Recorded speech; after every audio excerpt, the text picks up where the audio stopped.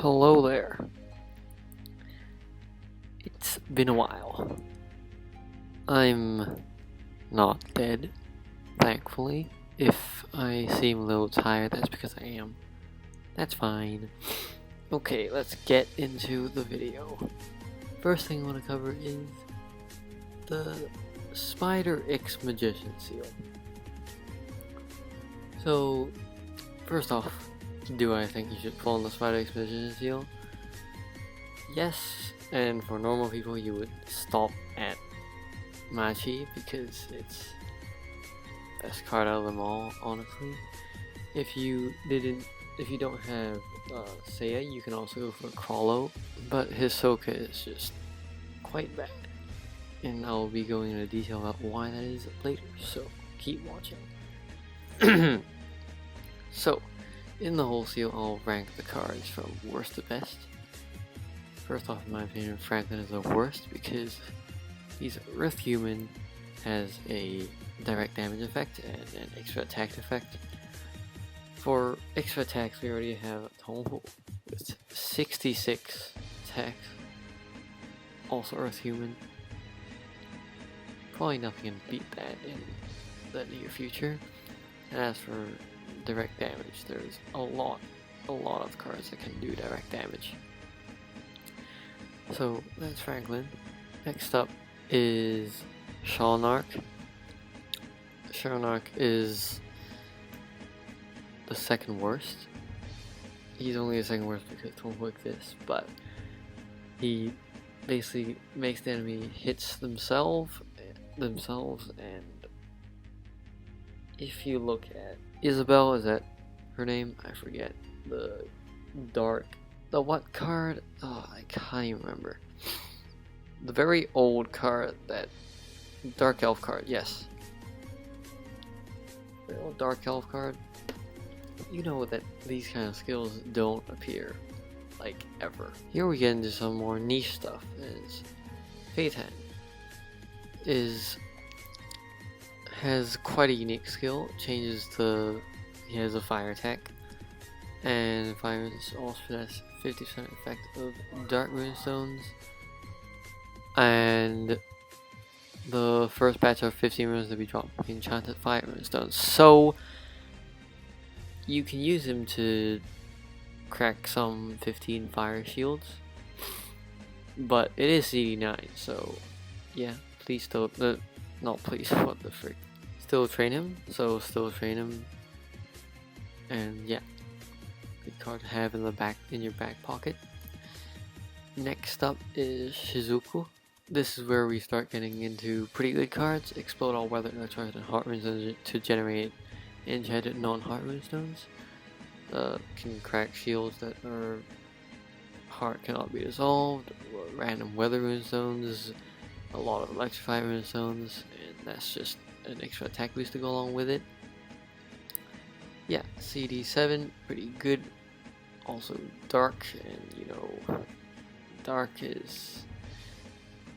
dark leaders are, well, there's only one dark leader, but I mean, Jie Huang probably doesn't need to take advantage of this. This is probably more for Crawlo. Anyway, next we get to Nobunaga, Earth Human. Enemies' defense will be reduced to 0. So that's the main effect of it. This is actually pretty good because Earth Humans don't have a card that straight up reduces the enemy's defense to 0. In my memory, there are a few that ignore defense when they specifically attack, but none of them that allow the whole team to ignore defense. So this is a valuable card to have again in your back pocket. CD7, not too long, not too short either, but that's fine. Next up, Pakunoda. The active skill is it's both interesting and good. Only if not only if, but it turns the column of runes below other monsters into the column of runes below the monster. Okay, that's kind of hard to explain, but essentially what happens is that you end up with 6 rows of runestones, that are replicated from the column of runestones that is under Pakunara. So you basically have a nice board. You can also copy enchant runes and erase runestones. That's pretty good. So yeah, that's pretty good. And we get onto the jackpots now. Hisoka the Magician. So he has a lot of skills, obviously, but what you need to know is that basically he's a converter. There's a lot of stuff here. He's mainly a converter, and mainly you use him for converting into fire and heart. There's some extra effects here, such as damage reflected from enemies minus 100% and extend runestone moving time. And also heart runestones possess all attributed runestones. Him as a leader, there's a glaring problem, which is that the maximum health is below 20,000, and that's simply unacceptable nowadays with all the ignore defense stuff going on. So if you get him, he's a pretty good member. He can have 3 effects by himself just by the 2 actives. And yeah, that's that. He's kind of a, I wouldn't even call him niche leader. You could probably only use him for a leader like this version and never again probably. Next, yep, you noticed I placed Krollo as second best, even though he is the 1%. That is because his active skill, one part of his active skill depends on when the team only consists of monsters of the Phantom Troop.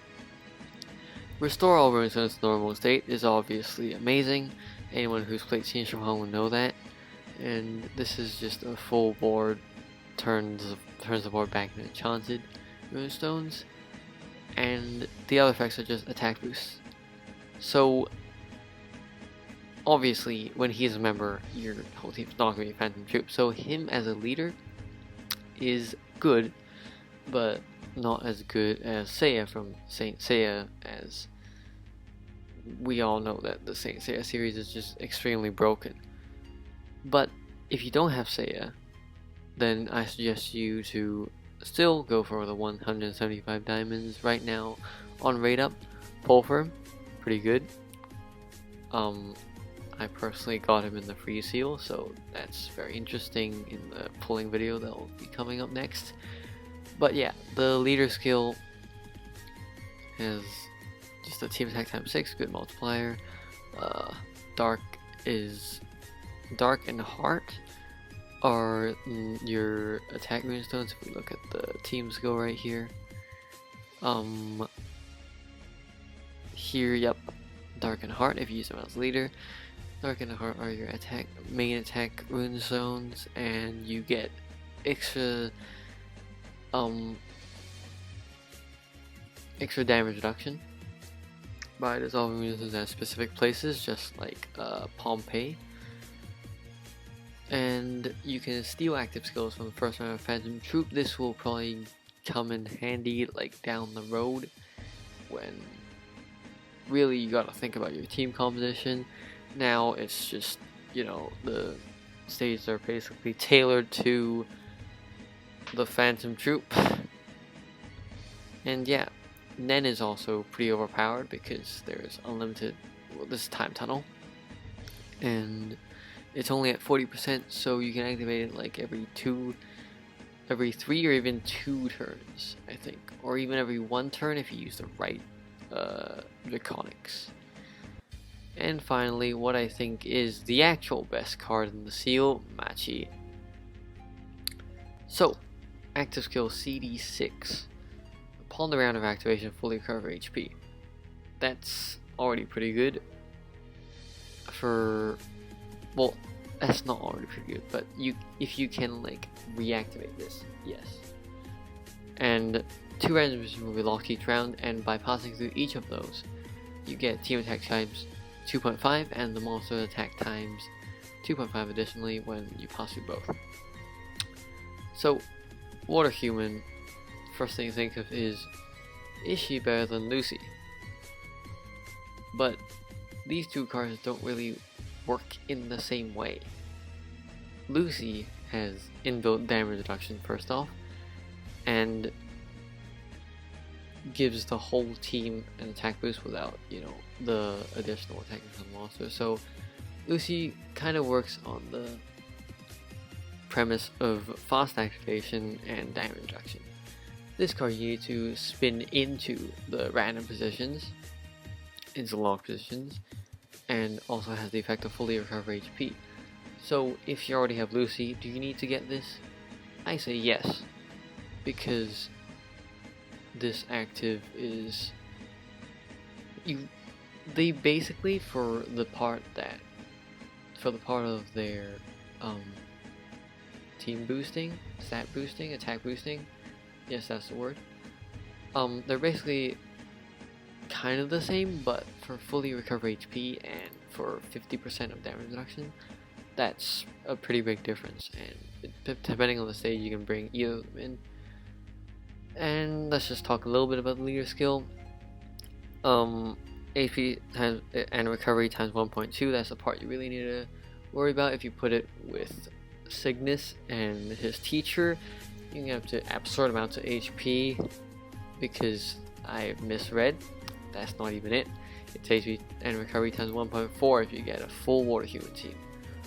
And yeah, the only thing you need to pay attention to this is that it's a bit disorienting to spin, because you will convert light runestones into water runestones or heart runestones if you pick up a heart runestone and start moving.